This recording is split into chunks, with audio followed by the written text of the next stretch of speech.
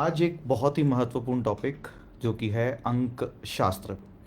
Numerology क्या है, किस तरह से काम करती है। ये बहुत सारे लोगों ने रिक्वेस्ट करी कि एक्चुअल में न्यूमरोलॉजी आज जिस तरीके से देखी जाती है क्या वो कार्य भी वैसा करती है, और न्यूमरोलॉजी के सही मायने क्या है, किस तरह से न्यूमरोलॉजी एक इंपॉर्टेंट रोल प्ले करती है। So before I move to this grid, मैं एक ग्रिड में एंटर करूं इससे पहले एक बात जो है वो समझनी होगी कि किसी भी सब्जेक्ट का मायने क्या है। न्यूमरोलॉजी यानी कि सरल भाषा में अगर कहें तो नंबर्स की science, science of numbers is equal to numerology. पर मैं अपने अनुभव में, अपनी इसको भाषा में स्पंदन शास्त्र कहता हूं। स्पंदन शास्त्र यानी कि वो विज्ञान जो किसके साथ जुड़ा है, जो वाइब्रेशंस के साथ जो है जुड़ा है। वाइब्रेशंस का हमारा जो प्रारंभ होता है जीवन का, उसके साथ ही प्रारंभ हो जाता है किसका, वाइब्रेशंस का, यानी कि स्पंदनों का। द मूवमेंट आप इस पृथ्वी पे आते हैं और पहली श्वास लेते हैं, वहां से तो आपकी अपनी एग्जिस्टेंस शुरू होती है। पर आप जो 9 महीने की यात्रा अपनी माँ के गर्भ में करते हैं, वहां से आपका दिल धड़कना शुरू हो जाता है, वहां पे आप हर बात को अनुभव कर पाते हैं। स्पंदनों की दुनिया वहां से प्रारंभ होती है। स्पंदन यानी कि वाइब्रेशंस। और जब हम न्यूमरोलॉजी को आज देखते हैं तो किस तरह से देखते हैं, नेम की करेक्शन, बैंक अकाउंट की करेक्शन, व्हीकल नंबर की करेक्शन, ये करेक्शंस का जो हिस्सा है, करेक्शंस का जो पार्ट है, ये डिफरेंट है। बट उससे पहले इंपॉर्टेंट क्या है कि आपको ये समझना होगा कि न्यूमरोलॉजी जो है ये स्पंदनों का शास्त्र है, यानी कि वाइब्रेशंस का। अब क्वेश्चन ये है कि ये वाइब्रेशंस असर कैसे करते हैं। जितने भी ग्रह हमारे सोलर सिस्टम में हैं, हम सभी जानते हैं कि जो वैदिक एस्ट्रोलॉजी है उसके अंदर 9 ग्रहों के जो हम लेते हैं, और जो वेस्टर्न एस्पेक्ट है, वेस्टर्न एस्ट्रोलॉजी जो है, इसमें 12 ग्रहों को हम देखते हैं। ये जो ग्रह लगातार नियंत्रण रूप से मूव कर रहे हैं, कहाँ, आगे पीछे सूर्य के आसपास, और हम भी उसी सोलर सिस्टम का एक हिस्सा हैं। और हर वो चीज जो हिल रही है, जो पृथ्वी के आसपास घूम रही है, उसके कंपनों का प्रभाव जो है वो अलग अलग तरह से देखा जाता है। जिस तरह से उदाहरण के लिए चंद्रमा की मूवमेंट से जैसे पृथ्वी के आसपास समुद्र में हलचल देखी जाती है, वैसे ही हलचल कहां होती है, हर एक व्यक्ति की एक अपनी वाइब्रेशन है, हर एक व्यक्ति की अपनी एक ध्वनि है, हर एक व्यक्ति की अपनी एक जर्नी है। तो इस बात को पहले समझना होगा कि वाइब्रेशंस कैसे काम करती हैं। हर एक ग्रह का अपना एक स्पंदन है और उसका प्रभाव हर एक व्यक्ति के ऊपर जो है वो पड़ता है। अब विषय ये है कि न्यूमरोलॉजी में जो सबसे पहली चीज देखी जाती है वो क्या देखा जाता है कि आपकी जन्म की जो है वो डेट क्या है। इस बात को ध्यान से समझिएगा कि डेट एक अलग चैप्टर है, क्योंकि हम जब वैदिक न्यूमरोलॉजी के प्रोस्पेक्टिव को हम ध्यान रखते हैं तो वहां पर डेट की इंपॉर्टेंस नहीं है, वहां पर तिथियों की इंपॉर्टेंस जो है वो रखी जाती है। सो मॉडर्न कंसेप्ट में आज के समय में डेट को पकड़ा जाता है, बट वैदिक कंसेप्ट में जो सिस्टम है वो कौन सा सिस्टम है, वो तिथियों का सिस्टम है। सो मॉडर्न कंसेप्ट में आज जब हम डेट को पकड़ते हैं तो उसमें भी लोग न्यूमरोलॉजी में बहुत इनकम्प्लीट नॉलेज के साथ चीजों को देखते हैं। अक्सर जब ऑनलाइन सेशन के अंदर लोग जुड़ते हैं तो पहली चीज जो दिमाग के अंदर आज एक परसेप्शन बैठा है कि मैं अगर मूलांक 1 के साथ जुड़ा हूं, मूलांक आप सब जानते होंगे किस तरीके से निकालना है। आपकी डेट ऑफ बर्थ में जो पहला डिजिट होता है, 2 डिजिट होते हैं, उनको जोड़ करके मूलांक निकलता है। मान लीजिए आपका जन्म 1 तारीख को हुआ है तो एक मूलांक हो गया। जैसे अशोक जी यहाँ पे 19/5/1985 लिख रहे हैं, तो 19 का मतलब क्या हो गया, 9 और 1 10, 10 मिलकर के फिर 1 और 0 मिलकर के क्या बनेगा, फिर 1 बनेगा। अब विषय यह है कि न्यूमरोलॉजी में क्या इतना ही समझना सफिशिएंट है कि आपका अगर मूलांक अगर 1 है तो आप सूर्य के हो गए, क्या इतना समझना ही सफिशिएंट है? तो इस बात को ध्यान से समझिएगा। मूलांक 1 जो है वो बनता किससे है, 1 तारीख से भी बनता है, 10 से भी बनता है, 19 से भी बनता है और 28 से भी बनता है। इन सभी के प्रोस्पेक्टिव जो होंगे वो अलग होंगे, क्योंकि 1 के अंदर 0 और 1 मिलता है, 10 के अंदर 1 और 0 मिलता है। वहीं अशोक सिंह जी जो अपनी डेट ऑफ बर्थ शेयर कर रहे हैं जिसमें क्या है, 1 और 9, 1 और 9 का मतलब क्या हो गया, 1 यानी कि सूर्य और 9 मतलब मंगल, ये 2 ऊर्जाएं मिलती हैं। और उसके बाद 28 का जिनका जन्म है वो तो चंद्र की ऊर्जा भी मिल रही है और शनि की ऊर्जा भी मिल रही है।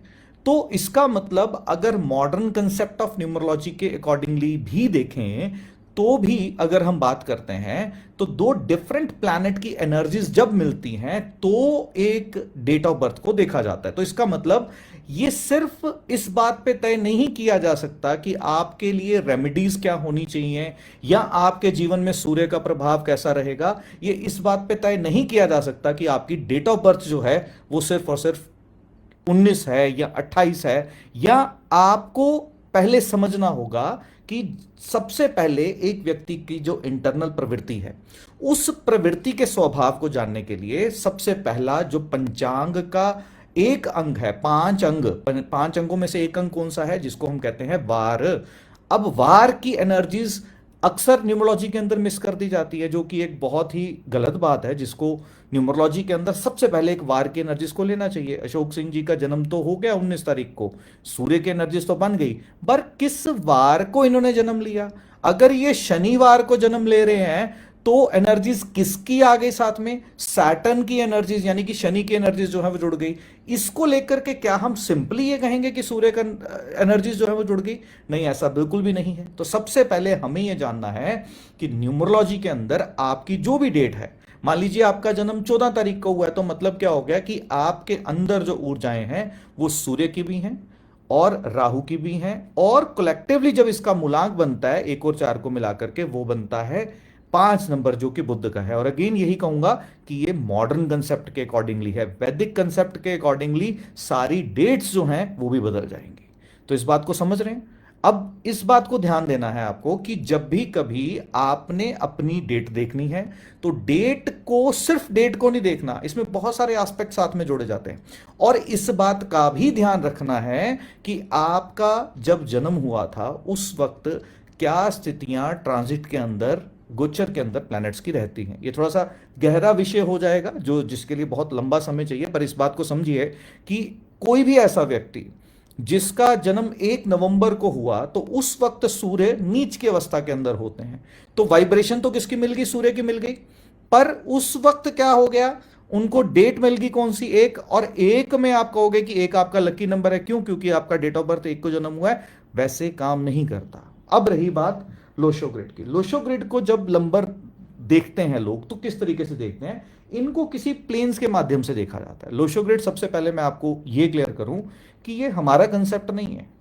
लोशो ग्रिड जो है ये चाइनीज कंसेप्ट है, जो आज लोग न्यूमरोलॉजी के अंदर सिर्फ इसी कंसेप्ट को लेकर के चल रहे हैं। जबकि इसको अगर समझना है ना तो इसका तरीका अलग है। ध्यान से सुनिएगा इस बात को। लोशो ग्रिड के अंदर अक्सर नंबर्स देखे जाते हैं किस तरह से कि आपकी डेट ऑफ बर्थ में कौन कौन से नंबर पूरे हैं, कौन कौन से नंबर मिसिंग हैं, कौन कौन से नंबर रिपीट हो रहे हैं, और उनके कौन से प्लेन्स बन रहे हैं। प्लेन्स का मतलब क्या है कि अगर किसी की डेट ऑफ बर्थ में 4 भी आ रहा है, 9 भी आ रहा है, 2 भी आ रहा है, तो इसका मतलब उसका मेंटल प्लेन बड़ा अच्छा है। किसी की डेट ऑफ बर्थ में 3, 5, 7 आ रहा है तो इसका मतलब उसका इमोशनल प्लेन अच्छा है। किसी की डेट ऑफ बर्थ में अगर 8, 1, 6 आ रहा है तो इसका मतलब उसका प्रैक्टिकल प्लेन जो है वो अच्छा है। इस बात को ध्यान से समझिएगा। ये चीजें समझने के लिए अलग तरह से काम करती हैं, पर एक बात को आपको लॉजिकली सोचना होगा। मैं पुनः से कहूंगा, जो लोग विषयों को लॉजिकली समझना चाहते हैं वही इन वीडियोस को देखें, वही अपना टाइम इन्वेस्ट करें। अदरवाइज आपका कोई पर्पस नहीं है। अगर आपके दिमाग में कोई चीज़ भरी हुई है, आप उसी दृष्टिकोण से सारी जगत को देखना चाहते हैं, तो फिर यहाँ पे कोई समझ में आएगा नहीं आपको। बट प्रैक्टिकल अप्रोच अगर रखना चाहते हैं, चीज़ों को प्रैक्टिकली अगर समझना चाहते हैं, तो आपका बहुत बहुत स्वागत है। अब ध्यान से समझिएगा, किसी राजयोग को डिफाइन किया जाता है क्या कि किसी की डेट ऑफ बर्थ में 4, 5, 6 आ गए तो बहुत बड़ा राजयोग हो गया। इसका मतलब क्या है कि 4 मई 2006 को जन्मे सारे बच्चे राजयोग के साथ जुड़े हुए हैं। आप किस तरह से काम कर रहे हैं? आपने न्यूमरोलॉजी को क्या मजाक बना दिया? इसको समझना होगा कि आपकी डेट ऑफ बर्थ में जो नंबर्स हैं, जो फ्रीक्वेंसीज हैं, क्या आप उन स्पंदनों को अच्छे से समझ पा रहे हैं? क्या उन स्पंदनों को अच्छे से कनेक्ट कर पा रहे हैं? ये जो प्लेन्स है ना, इन सब के जहाज बनाओ और इनको उड़ा दो, ये किसी काम के नहीं है। आपकी डेट ऑफ बर्थ में 4, 9 और 2 हैं तो सारे के सारे मेंटली बड़े स्ट्रांग हो गए। कैसे स्ट्रांग हो गए? 3, 5 और 7 है, ये इमोशनल प्लेन है। चंद्रमा इमोशंस का कारक है और चंद्रमा का इमोशनल प्लेन में कोई लेना देना ही नहीं। कैसी बात करते हैं आप? तो कहने का मतलब यह है कि प्रैक्टिकल एस्पेक्ट को समझना जरूरी है कि किस तरह से कोई भी ग्रह की ऊर्जाएं काम करती है। और एक बात को याद रखिएगा कि जब भी मूलांक और भाग्यांक को देखा जाता है, मूलांक और भाग्यांक बहुत ज्यादा सेंसिटिव नंबर होते हैं। मैं इनको क्या कहता हूं? ये हमारी लाइफ के सेंसिटिव एनर्जी पॉइंट्स हैं। उदाहरण के लिए जैसे मैंने आपको कहा कि आपका जन्म अगर 1 तारीख को हुआ है तो आपके साथ एनर्जीज किसकी हैं? सूर्य की एनर्जीज हैं। बट वही सूर्य आपकी कुंडली में नीच का प्रभाव दे रहा है और वही नवमांश में उसका प्रभाव भी वैसे आ रहा है, तो आपको क्या 1 नंबर अब न्यूमरोलॉजिकली राजा जैसा बिहेव कराएगा? नहीं करवा पाएगा। आपके लिए वो सेंसिटिव नंबर है, आपको उसकी वाइब्रेशंस को समझना है और उसके अंदर क्या सुधार लाने हैं इसको समझना है। जहां तक रही ये न्यूमरोलॉजी के इस लोशो ग्रिड की बात, लोशो ग्रिड जो है ये हमारा जो इंडियन कंसेप्ट है ये यहां से पिक किया गया है। ये कंसेप्ट कौन सा है? ये हमारा सूर्य यंत्र है, जिस यंत्र को ठीक उल्टा कर देंगे तो वो लोशो ग्रिड बन जाएगा। जहां 8 है वहां 2 चला गया, जहां 2 है वहां 8 चला गया, जहां 6 है वहां 4 चला गया, जहां 4 है वहां 6 चला गया, जहां 7 है वहां 3 चला गया, जहां 3 है वहां 7 चला गया, और जहां 1 था वहां 9 चला गया, जहां 9 था वहां 1 चला गया।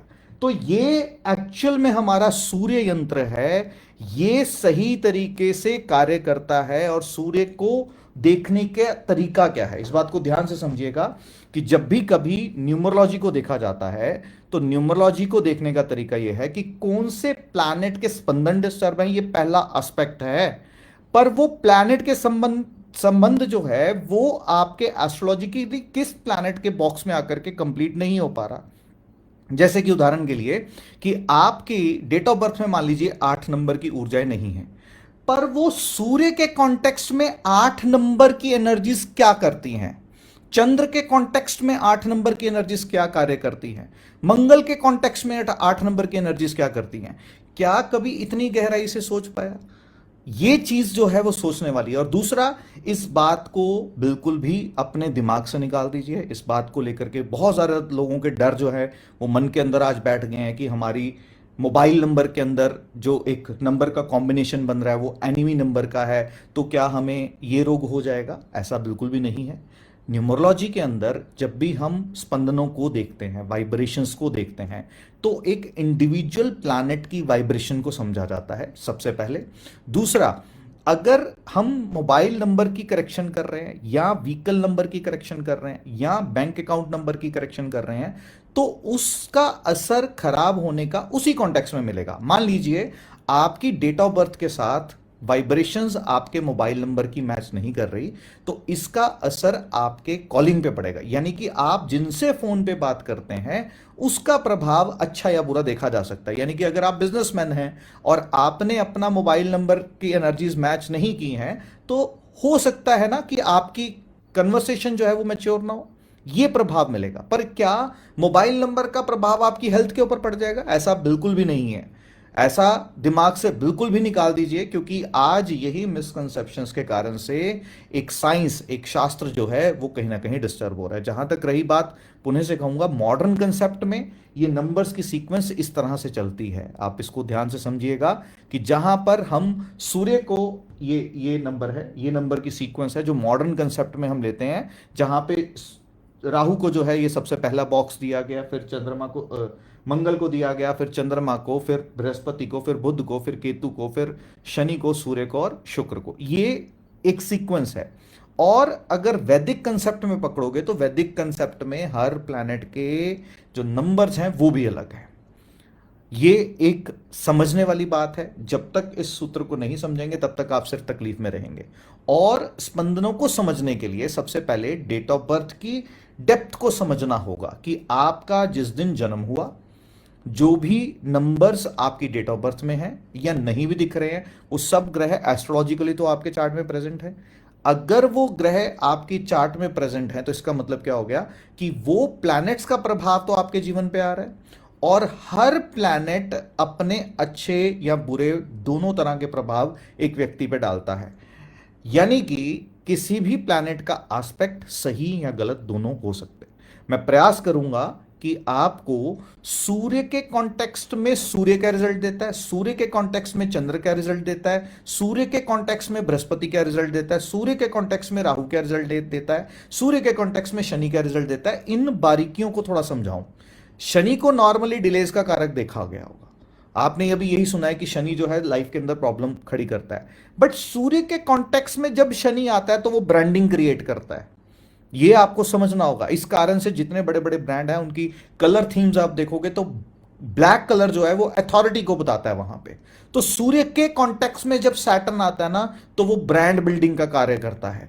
क्या इतनी बारीकी को समझ पाते हो कि सूर्य के कॉन्टेक्स्ट में शुक्र क्या करेगा, क्या सूर्य के कॉन्टेक्स्ट में चंद्र क्या करेगा? तब आपको न्यूमरोलॉजी जो है वो समझ में आना शुरू होगी, तब स्पंदन समझ में आना शुरू होंगे। जो लोग भी अपनी डेट ऑफ बर्थ लिख रहे हैं अभी सेशन के अंदर, विवेक जी हैं, अशोक जी ने लिखा है और बहुत सारे लोग अपनी डेट ऑफ बर्थ लिख रहे हैं। यस, मैं लाइव सेशन के अंदर आप लोगों का जब भी Q&A सेशन होगा, आप ट्रिनिटी वास्तु कम्युनिटी पे जुड़ जाएं, वहां पे लाइव आपके आंसर जो है वो रहेंगे। बट अभी करंटली इस सब्जेक्ट को समझने का प्रयास कीजिए कि ये जो हमारे पास 9 ग्रह हैं, ये 9 तरह के थॉट पैटर्न्स हैं। आपके मस्तिष्क के 9 तरह के वर्टिकल्स, 9 तरह के डायमेंशंस। इन डायमेंशंस का असर हमारे शरीर पे होता चलता चला जाता है। जब हम जिस जिस तरह के रंगों के कपड़ों का इस्तेमाल करते हैं उसका प्रभाव पड़ता है, हम जिस तरह की ध्वनियां निकालते हैं उसका प्रभाव पड़ता है, हम जिन जिन एटमॉस्फेयर में रहते हैं उसका प्रभाव पड़ता है। इस बातों को आप प्रैक्टिकली देख लीजिए। आप किसी लाल रंग के कमरे में थोड़ी देर रह करके देखिए और फिर देखिए उसके स्पंदनों का असर कैसे पड़ेगा। लोग कहते हैं कि ये काम नहीं करता है, ऐसे करता है काम। ये समझना होगा कि आपके आसपास की सराउंडिंग्स आपके मनस्तल पे इंपैक्ट करती है, और ये मनस्तल जो है ये 9 डायमेंशंस के साथ जुड़ा है। ये 9 डायमेंशंस 9 प्लैनेट की डायमेंशंस हैं। जो प्लैनेट की डायमेंशंस आपको अच्छे और बुरे दोनों फल देती हैं। तो इसके आधार को समझना जरूरी है, इस चीज को समझना जरूरी है कि किस तरह से न्यूमरोलॉजी एक्चुअल में काम करती है। अब बात करते हैं, एक सिर्फ आज एक प्लैनेट की बात करेंगे जिसमें हम स्पेसिफिकली सूर्य की बात करने जा रहे हैं। अब ध्यान से समझिएगा, सूर्य एज अ प्लैनेट जिसकी भी डेट ऑफ बर्थ 1 तारीख है, 10 तारीख है, 19 है, 28 है, ये सब का मूलांक क्या बनेगा? मॉडर्न कंसेप्ट के अकॉर्डिंगली हम सिर्फ बात कर रहे हैं अभी, तो क्या बनेगा? ये मूलांक 1 बन गया। मूलांक 1 बन गया मतलब सूर्य का बन गया। पर इसके साथ क्या देखना जरूरी है? ये सूर्य का है तो मतलब ये बहुत सेंसिटिव नंबर है जो आपको मूलांक में मिलता है, जो आपकी पर्सनल लाइफ के ऊपर एक मेजर इंपैक्ट डालता है। Now how you can decode that, कि क्या इसके असर अच्छे होंगे, क्या ये बुरे होंगे? We need to understand that first, कि सूर्य आपका मूलांक तो बन गया, पर आपको ये चेक करना होगा, आपको ये देखना होगा कि सूर्य के गुण कुंडली के अंदर किस तरह से हैं। आपकी जन्म के समय सूर्य की स्थिति क्या थी? अगर मान लीजिए सूर्य उच्च की अवस्था के अंदर था, आपका मूलांक 1 है या नहीं है, और वो हो सकता है आपकी डेट ऑफ बर्थ में मिसिंग भी हो। जब सूर्य उच्च की स्थिति में होता है, 1 नंबर नहीं भी है अगर आपकी डेट ऑफ बर्थ में, लेट अस सपोज, तो भी आपको सूर्य के अच्छे प्रभाव मिलने वाले हैं। और अगर आपका मूलांक 1 बन रहा है बट सूर्य की कंडीशंस एस्ट्रोलॉजिकल चार्ट में ठीक नहीं है, तो आपको उसके अच्छे रिजल्ट नहीं मिलेंगे। दूसरा, पहला हमने क्या ध्यान रखा कि आपका जो भी मूलांक है उसकी एग्जैक्ट कंडीशन आपकी डेट ऑफ बर्थ में क्या है, मतलब आपकी जो कुंडली बनती है उसके अंदर क्या उसकी पोजीशनिंग बैठ रही है। पहली चीज जो है वो ये देखने वाली है। दूसरी चीज क्या देखने वाली है? दूसरी चीज ये देखने वाली है कि आपका जन्म जो है वो किस वार को हुआ था। क्योंकि आपका जन्म अगर कॉन्ट्राडिक्टरी एनर्जीज के साथ भी होता है, लोग अक्सर मूलांक और भाग्यांक को एनिमी बोलना चालू करते हैं, पर इसको ध्यान से सुनिए। जैसे अशोक जी ने कहा कि 19 तारीख का उनका जन्म है, तो 1 और 9 मिलकर के 10 बन रहे हैं, तो सूर्य के एनर्जीज, वार कौन सा हो, अगर वार सूर्य का है तो सूर्य की एनर्जीज क्या हो गई? प्रबल हो गई यहां पे। और अगर वार दूसरा आ गया तो आपको उस वार की एनर्जीज को भी जोड़ना होगा, तब आपको समझ में आएगा। फिर उसके बाद आपको अपनी कुंडली में लग्नाधिपति, क्योंकि लग्नाधिपति जब तक नहीं समझेंगे तब तक बात नहीं समझेगी। इसका मतलब क्या है कि न्यूमरोलॉजी को अगर समझना है तो उसका आधार क्या है? ज्योतिष उसका आधार है, ज्योतिष बेस है। बाकी ये जितने भी प्लेन्स बनते हैं, फिर पुणे से कहूंगा इनका जहाज बनाओ कागज का, जैसे बचपन में बनाते थे ना, बनाओ और बना करके उड़ा दो। और वही पुणे से कहूंगा, ये उन लोगों को डाइजेस्ट नहीं होगा जो सिर्फ लोशो ग्रिड के ऊपर काम करते चले जाते हैं। भाई साहब, ये हमारा सूर्य यंत्र है जिसको रिवर्स कर दिया और लोशो ग्रिड की तरह हम देख रहे हैं। इसको समझो कि सूर्य यहां पे कार्य क्या कर रहा है, सूर्य के कॉन्टेक्स्ट में बाकी प्लैनेट्स किस तरीके से काम करते हैं। If you want to understand that, तब ये काम करेगा। अगर आप अंडरस्टैंड नहीं करना चाहते तो कैसे कार्य करेगा? यस, तो ये बात को ध्यान से समझिएगा। आज की एक एक्सरसाइज आप सब लोगों को दे रहा हूं, ध्यान से समझिएगा। मैं अगले सेशन में जब लाइव हूं, या अगर आपको पता है तो भी देखिएगा। सबसे पहली चीज जो आपको देखनी है कि आपकी डेट ऑफ बर्थ जो है वो 2 डिजिट से मिलकर के बनती है। मान लीजिए 12 तारीख है तो सूर्य की एनर्जीज भी आपके पास हैं, चंद्र की एनर्जीज भी आपके पास है। जब दोनों को मिला दोगे तो 3 नंबर मिलेगा, तो मतलब बृहस्पति की एनर्जीज भी आपके पास है। ये पहली बात है जो अपने दिमाग में एंटर कर लीजिए। सिर्फ आप बृहस्पति वाले हो गए ऐसा नहीं है भाई, आपके पास चंद्रमा के इमोशंस भी हैं, ये बात ध्यान से समझ लीजिए। सूर्य का तेज भी है, चंद्रमा के इमोशंस भी हैं, इस बात को ध्यान से समझ लीजिए। दूसरा, इसके बाद मान लीजिए आपका जन्म बुधवार को हुआ, यानी कि बुध की एनर्जीज भी हैं, यू आर इंटेलिजेंट ऑल्सो, इस बात को समझिएगा। और अगर आपका जन्म वृश्चिक लगन में हुआ तो इसका मतलब मंगल की ऊर्जाएं भी आपके पास हैं, यानी कि आपके अंदर वो तेज भी है। Cutting my point? तो ये सारी चीजों का जब मिश्रण होता है ना, तो एक व्यक्ति के व्यक्तित्व को देखा जा सकता है।